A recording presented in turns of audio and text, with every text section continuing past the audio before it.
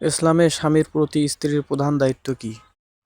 উত্তর হলো, স্বামীর বৈধ আদেশ মান্য করা, তার সম্মান রক্ষা করা, তার সম্পদ ও গোপনীয়তা সংরক্ষণ করা। স্ত্রীর প্রতি স্বামীর প্রধান দায়িত্ব কি?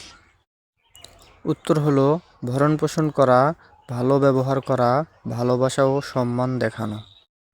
স্বামী কি স্ত্রীকে জোর করে কিছু করতে বাধ্য করতে পারে? উত্তর হলো না। ইসলাম জুলুম সমর্থন করে না। ভালো উপদেশ ও ধৈর্যের মাধ্যমে সম্পর্ক পরিচালনা করতে বলা হয়েছে। স্ত্রী কি স্বামীর অনুমতি ছাড়া রোজা রাখতে পারবে? উত্তর হলো, নফল রোজা স্বামীর অনুমতি ছাড়া রাখা যাবে না। ফরজ রোজার ক্ষেত্রে অনুমতি প্রয়োজন নেই।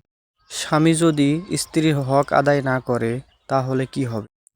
উত্তর হলো, সে আল্লাহর কাছে জবাবদিহি করবে। কিয়ামতের দিন স্ত্রীর হক আদায় না করলে শাস্তি পেতে পারে।